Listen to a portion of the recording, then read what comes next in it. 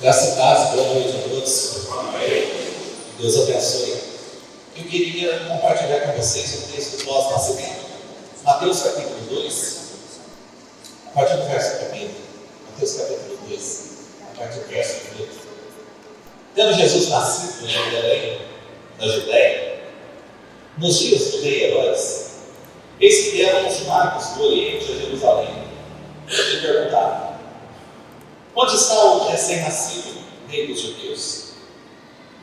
Porque vimos a sua estrela no Oriente e viemos para adorá-lo. Lembre-se dessa palavra. Viemos para adorá-lo. Ao ouvir isso, o rei Herodes ficou alarmado e com ele toda Jerusalém. Então Herodes convocou todos os principais sacerdotes e escribas do povo e lhes perguntou onde o Cristo deveria nascer. E eles responderam: em Belém da Judéia, porque assim está escrito por meio do profeta: e você, Belém, terra de Judá, de modo nenhum é a menor entre as principais de Judá, porque de você sairá o guia que apacentará o meu povo Israel. Com isto, Herodes, tendo chamado os magos para uma reunião secreta, perguntou-lhes sobre o tempo exato em que a estrela havia aparecido. E enviando-os a Belém, disse-lhes: vão e busquem informações precisas a respeito do menino, e quando o tiverem encontrado, avisem-me para eu também adorá-lo. Depois de ouvirem o rei, os magos partiram, e eis que a estrela que viram no Oriente ia adiante deles, até que, chegando, parou sobre onde o menino estava.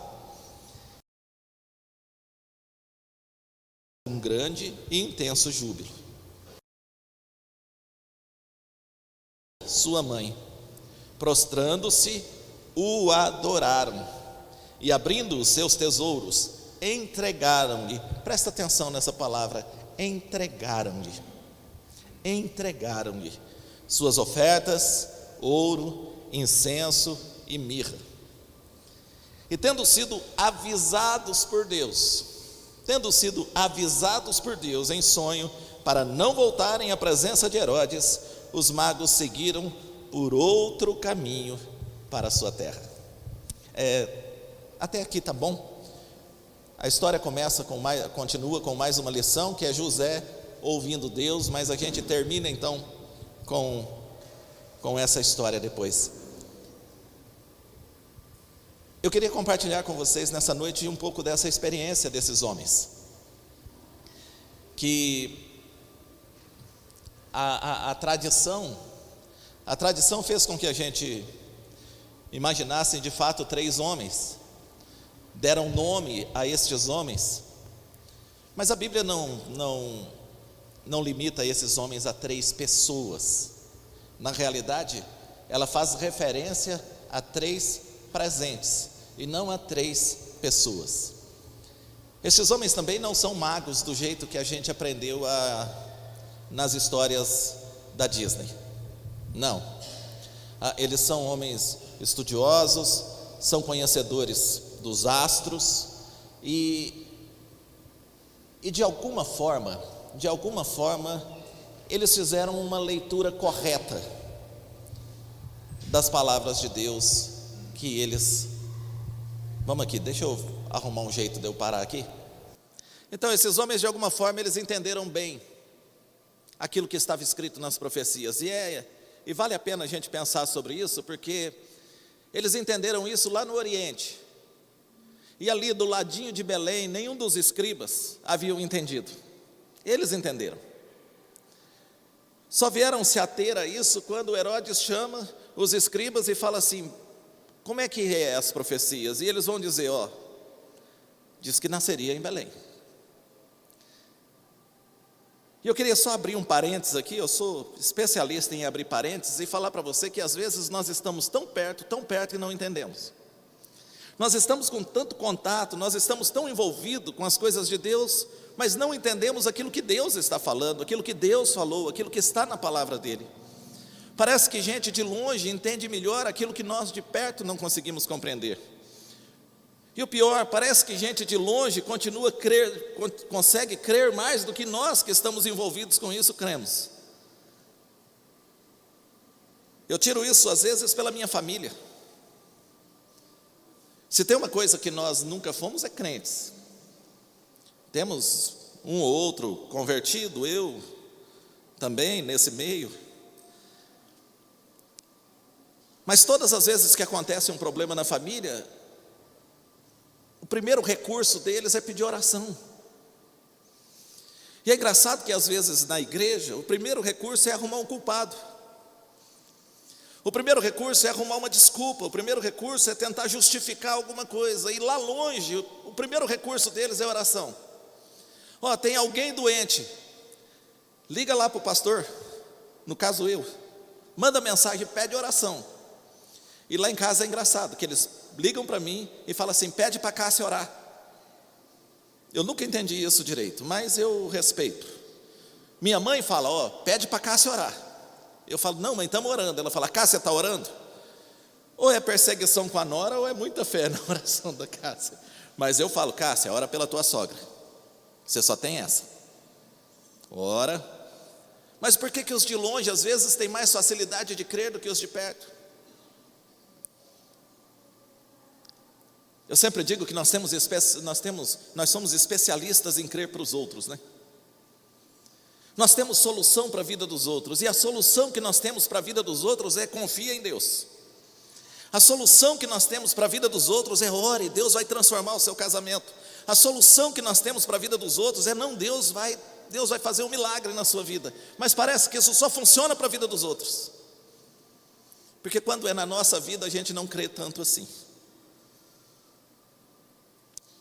Esses homens lá do Oriente entenderam o que Deus havia dito, e eles viram uma estrela e seguiram essa estrela. Alguns estudiosos dizem que essa caminhada deles levou meses. Vamos lembrar, eles estão andando ora a pé, ora de camelo. Não é uma viagem tão rápida, e nem uma viagem tão fácil, porque os caminhos são sempre perigosos. Os caminhos são sempre perigosos, e quando você leva valores, eles se tornam mais perigosos ainda. Quando você caminha sem compromisso, quando você caminha sem nada em suas mãos, parece que as coisas fluem um pouco mais naturalmente, mas quando você carrega valores, caminhar, viver, se relacionar com valores é sempre muito mais complicado. E esses homens estão vindo de longe e traz consigo em suas bagagens valores, aquilo que eles querem oferecer. Então é uma caminhada difícil, é uma caminhada complicada, mas que eles não desistem dela pelas suas dificuldades. É uma caminhada com calor intenso durante o dia, com um frio terrível durante a noite. É uma caminhada com salteadores, é uma caminhada com animais selvagens, é uma caminhada em solo pedregoso, é uma caminhada que às vezes falta água. Mas eles não desistem de caminhar, porque eles têm um propósito. Eles querem chegar até a promessa. Eles querem chegar até o resultado da profecia. Eles querem chegar até o menino que nasceu em Belém. Por isso eles não desistem na caminhada. Daqui nós podemos tirar uma boa lição para o nosso caminhar pelos próximos 6 dias e pelo próximo ano. Não deixe os seus valores pelo caminho. Não desista, porque será difícil. Não deixe o medo te dominar por causa dos riscos. Caminhe em direção a Jesus. Não se desvie nem para a direita e nem para a esquerda. Permaneça firme no caminho que te leva a Jesus, ou no caminho em que Jesus te leva. muitas serão as possibilidades que nós teremos de desanimar. Não tenho dúvida disso. Muitas serão as possibilidades que nós teremos de deixar os nossos valores pelo caminho, ou de voltarmos atrás, ou de largarmos mão desse negócio de estrela, de promessa, de profecia. Mas vamos aprender com esses homens. Continuem firmes. Não desistam. Não voltem atrás. Não se percam nessa caminhada. Não abram mão dos seus valores. Essa é uma proposta para 2023. Nesse horizonte que se abre para mim e que enche meu coração de expectativa e de uma certa ansiedade, eu quero continuar firme. E há uma parada no meio do caminho aqui que eu queria destacar. O nosso destino é Jesus. O nosso ponto de chegada é Jesus e não Herodes. Muita gente desiste quando chega em Herodes. Muita gente desiste, se perde quando encontra o poder, quando encontra o palácio, quando encontra a riqueza, quando encontra os benefícios de uma vida arregalada. E acreditam mesmo que o ponto de chegada é Herodes, que o ponto de chegada é o palácio, que o ponto de chegada é o poder, que o ponto de chegada é um ambiente confortável. Mas não se contentem em chegar em Herodes. A nossa caminhada é até Jesus e não até Herodes. O nosso socorro é Jesus e não o poder. Quem nos sustenta é o Senhor e não as riquezas. Não pare ao chegar no palácio. Não desista, não ache que você realizou tudo que você tinha que realizar, porque agora você está no palácio com Herodes, protegido pelo poder. Irmãos, a nossa confiança não está no poder dos homens. A nossa confiança e a nossa esperança não está na autoridade humana. A nossa confiança, a nossa esperança continua em Jesus Cristo, nosso Senhor. Nada menos que isso. Porque tudo perto de Jesus é menos. Ainda que o palácio seja suntuoso, ainda que seja agradável aos nossos olhos, ainda que satisfaça o nosso ego, ainda que nos traga essa alegria momentânea, isso é menos perto de Jesus. Não pare no meio do caminho, nem se contente com o palácio. Aquele que você busca estava numa manjedoura, saiu da manjedoura para a cruz, e da cruz para reinar por toda a eternidade. Ele é o nosso Senhor, nada menos do que isso. A segunda lição para nós nessa noite, pode beber água? Pode.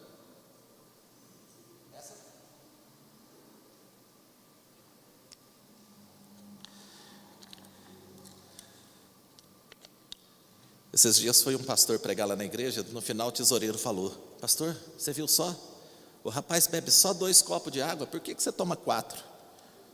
Eu falei: porque eu sou pastor. Só por causa disso, eu sou pastor, a água é minha, a irmã trouxe água para mim, eu vou beber a água tudo. Daí ele falou: você vai, todo lugar que eu vou, a pessoa fala assim: você tem diabetes, você bebe muita água? Eu falo: não, eu tenho sede. Se isso significa alguma coisa, eu tenho sede, eu sou igual a Corsa, eu tenho sede, eu vivo com sede.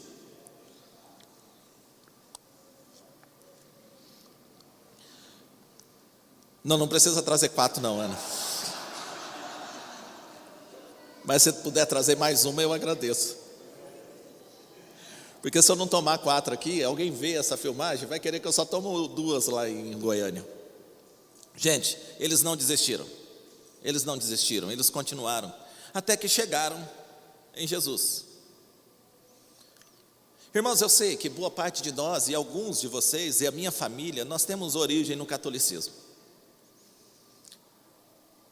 Quem lê aquilo que eu escrevo, as reflexões que eu faço, sabem a admiração que eu tenho por Maria. Mas eu preciso lembrar você que estes homens que vieram do Oriente chegaram onde estava Maria e Jesus e se prostraram diante de Jesus e adoraram Jesus. Maria é bem-aventurada entre as mulheres. Talvez não, para mim a mais importante. Eu até penso que gostaria muito de conhecê-la. E tenho a impressão que isso é maldade, tá? Tá, vou beber isso tudo. Também o copo lá é menor, né? Mas deixa comigo aqui. Só não beber tudo eu levo embora. Eles chegam e adoram a Jesus. E sabe que eles vão até Jesus com esse intento. Gente, olha que coisa linda. Mas um tanto estranha parece para os nossos dias. Gente que anda dias e dias, meses, com o intuito de adorar a Jesus, sem ir buscar nada, sem ir atrás de uma bênção, sem ir atrás de um milagre, só para adorar Jesus. Se Maria pergunta para aqueles homens: "Hein, o que vocês desejam? O que vocês querem?" Não, nós não queremos nada, muito pelo contrário, nós trouxemos alguma coisa, nós só queremos adorar. Queridos irmãos, há quanto tempo muitos de nós não nos relacionamos com Jesus nessa dimensão, nesse propósito, tão somente nesse propósito. O que você precisa hoje? Não, eu não preciso de nada, eu só quero adorá-lo. Eu não quero pensar em Jesus a partir daquilo que Ele pode me dar, eu não quero pensar em Jesus a partir do milagre que eu posso receber, eu não quero pensar em Jesus a partir da bênção que Ele pode me proporcionar, não, eu só quero adorá-lo e oferecer aquilo que eu tenho.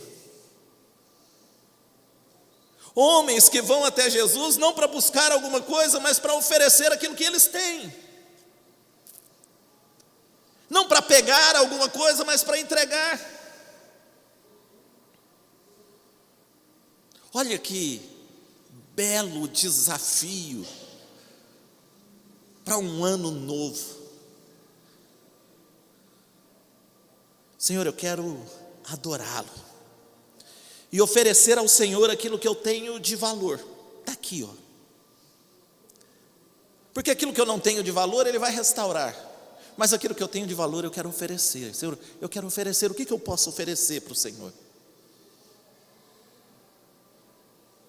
Eu sei que em muitos lugares você vai ouvir que a respeito de dinheiro, para você dar o seu carro, a sua casa, não, irmãos, isso é o que você tem de menos valor. Mais uma vez eu digo, isso é o de menos. Nós que invertemos os nossos valores e que passamos a dar valor àquilo que não é valor. Você acha mesmo que é muito valor o seu dinheiro, o seu carro, a sua casa? E acha que isso tem tanto valor que passa a idolatrar isso, que passa a adorar isso, e passa a pensar que é isso que você tem de valor, mas não é.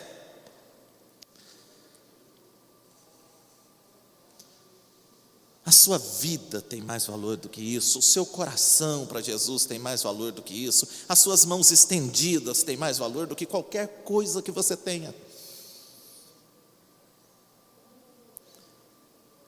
Então desafie-se a não desistir na caminhada em busca daquele que você quer adorar e servir, ainda que para isso você tenha que usar um pouco dos seus recursos, mas mais do que qualquer recurso, o Senhor quer você. Você prostrado, com o coração entregue, com a mente entregue diante dele.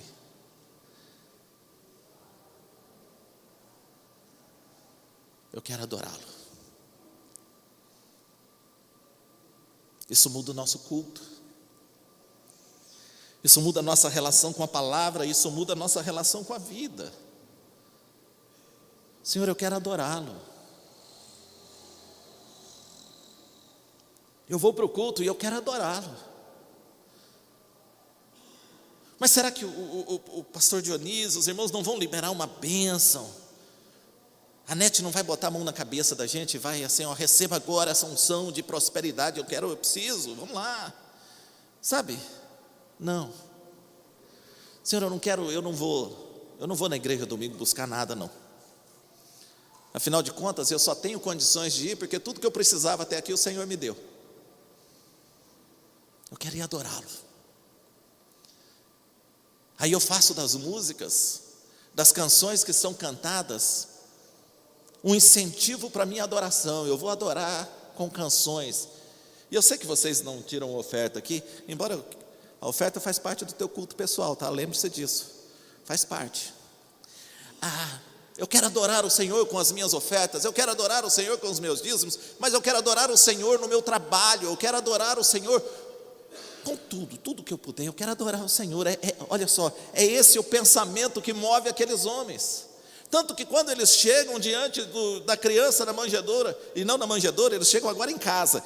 Quando eles chegam na casa onde Jesus está, o que eles querem é adorá-lo. E a Jesus eles entregam aquilo que eles levaram de valor: ouro, incenso, mirra.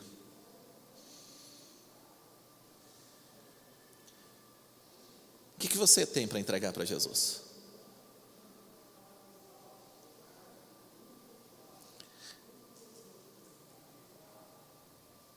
Pastor, eu não tenho nada. Entregue-se. Entregue-se, se renda. Se render diante do Senhor é se entregar, é dizer: Senhor, eu não dou conta. Se o Senhor me solta, eu escapo. Eu sou um perigo sem o Senhor, então estou aqui, eu me rendo. Irmãos, vai ser muito mais fácil. Porque aí você começa a dar graças a Deus até por aquilo que não deu certo. Porque você começa a entender que aquilo que não deu certo pode se transformar numa bênção, porque tua vida está nas mãos do Senhor.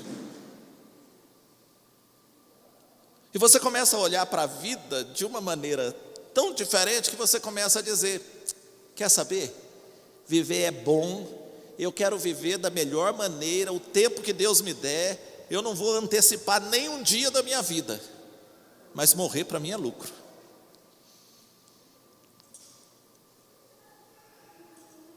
Entregue-se. E eles então entregam as suas ofertas, e aí nós temos uma última lição.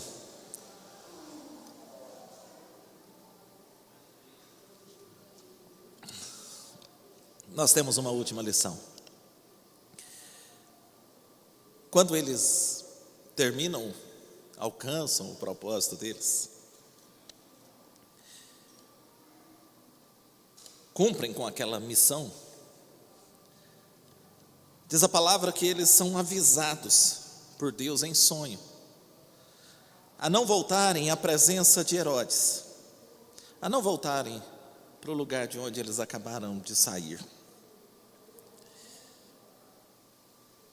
E eu gosto desse texto porque se tem um momento que nós ficamos dispersos, desatentos, que nós relaxamos, é quando nós cumprimos com uma missão que nós recebemos, é quando nós atingimos um objetivo, é quando nós conquistamos alguma coisa, logo depois da festa. Mas se esses homens, mesmo alcançando o objetivo, celebrando, adorando o Senhor, eles continuam atentos à voz de Deus. Porque ninguém escuta e ninguém percebe o Senhor se não estiver atento.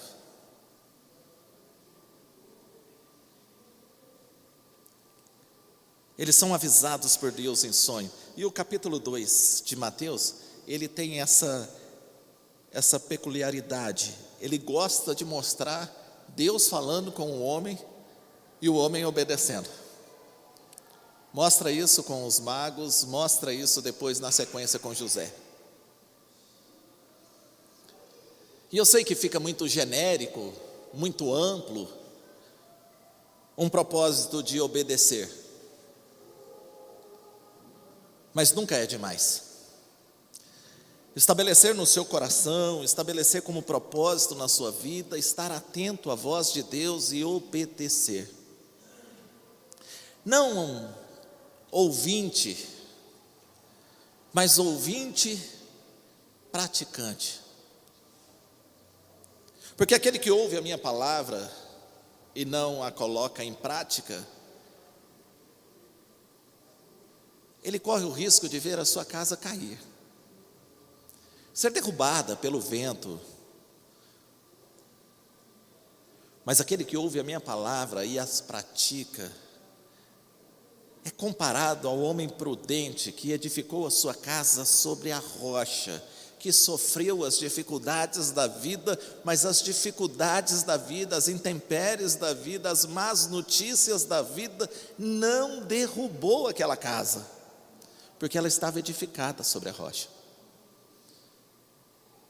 Não custa nada, mais uma vez, você se propor a ser ouvinte, leitor e obedecer. Tenha isso como propósito na vida. Você vai dizer, mas isso é simples demais. Não, isso é complicado demais. Porque ouvir ao Senhor, de alguma forma, é tapar os nossos ouvidos para tantas outras vozes. E obedecer ao Senhor é nós dizermos não para nós mesmos, muitas vezes, todos os dias.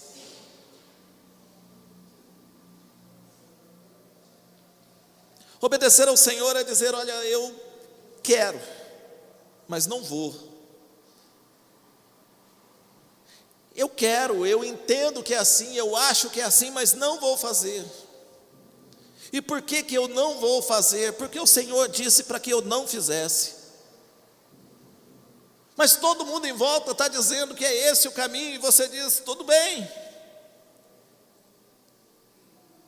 Mas o Senhor disse que não.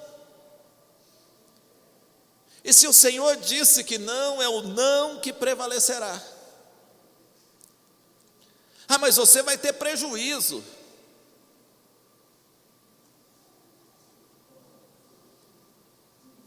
Tudo bem? Ah, mas alguém vai ficar chateado. Sinto muito. Eu me propus a obedecer ao Senhor. Irmãos, eu encerro com esse exemplo. Quando Deus chamou Jonas e mandou Jonas para Nínive, o Jonas tinha toda a razão para não ir. Ele estava certo em não querer ir. E quase todos nós, porque sempre no meio, nunca dá para dizer todos nós, porque sempre tem uns mais elevados, né? Mas quase todos nós tomaríamos o mesmo caminho do Jonas. E todos os dias nós nos deparamos com essa decisão que o Jonas precisou tomar um dia na vida dele. O caminho da vontade, da razão, do que seria melhor, do que ele entende como melhor, do que ele acha que é melhor, do que ele acha que é justo, e a vontade de Deus. E todos os dias nós vamos ter que abrir mão de alguma coisa para fazermos a vontade de Deus.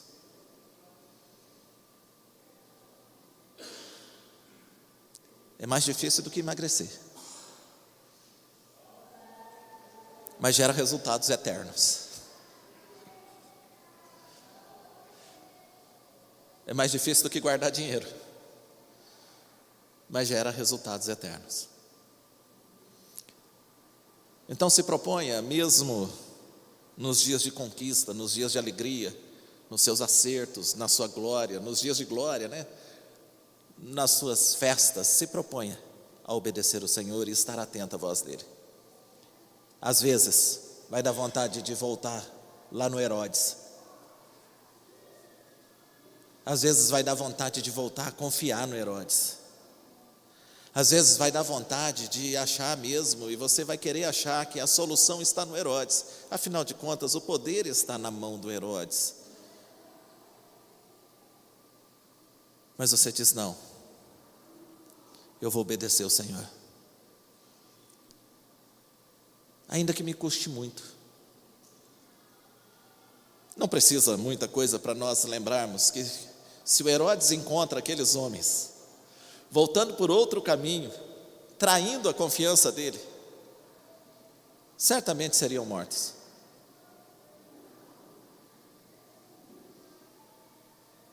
Mas sempre vai ser melhor obedecer do que viver, tá? Sempre vai ser melhor obedecer a Deus do que viver. Então tenha como propósito para esse próximos 6 dias e depois um novo ano, e se você der conta, como um propósito de vida. Nunca desista da caminhada. Esteja sempre disposto a adorar, a oferecer mais ao Senhor do que você busca.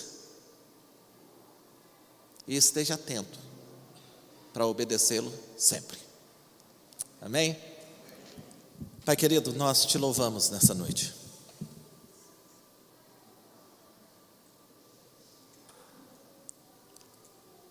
Há um desafio para as nossas vidas, há um desafio para o meu coração.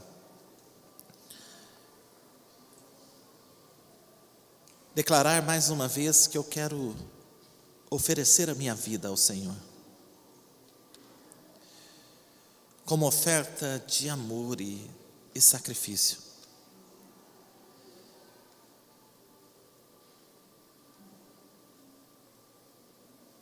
Pedir que o Senhor nos encha do Teu Espírito Santo,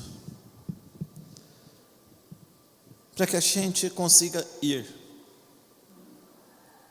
e indo pelo caminho da vida, testemunharmos do Senhor, da Tua grandeza, do Teu poder, das boas novas do Evangelho que nos traz salvação. E não somente a nós. Este Evangelho que é poder de Deus para a vida de todo aquele que crê, para a salvação de todo aquele que crê, do judeu ao grego, do inimigo ao amigo, do distante ao próximo. Encha-nos, ó Deus, capacita-nos, Senhor, com Teu Espírito. E nos dê sensibilidade, para ouvirmos a Tua voz e obedecermos o Senhor. Nos dê sensibilidade e discernimento para lermos a Tua palavra e encontrarmos nela o Senhor. Aqueles homens, mesmo distantes, encontraram o Senhor nas profecias. Ajuda-nos, ó Deus, a encontrarmos o Senhor na Tua palavra, a estarmos atentos à Tua voz. E meu Deus, ainda que muitos aqui nesta noite tenham lutas e dificuldades, problemas, desafios, necessidades, mas que eles possam buscar ao Senhor primeiro e o Seu reino, e possa adorá-lo de todo o coração, crendo que todas estas demais coisas estão nas mãos e no propósito eterno do Senhor, que é o Senhor quem cuida de nós. Abençoa, Senhor, cada família aqui presente.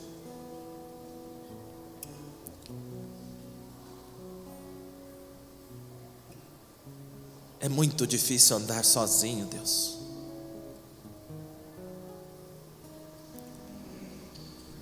Mas o Senhor tem nos dado família. Que possamos zelar desta família que o Senhor tem nos dado, em obediência ao Senhor. Abençoe, Senhor, cada família, cada casa, cada lar aqui representado. Que a paz do Senhor, que excede todo entendimento, seja abundante.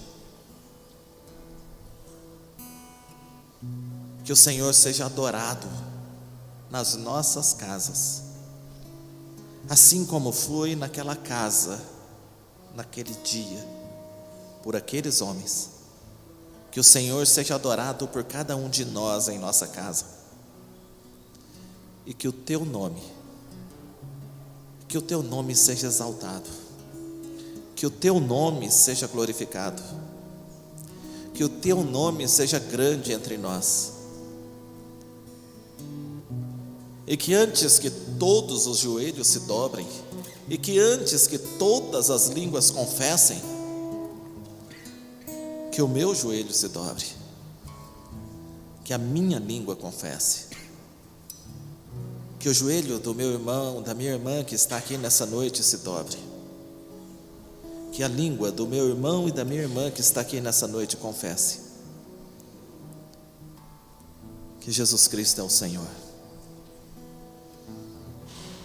E é em nome de Jesus que nós oramos. Amém.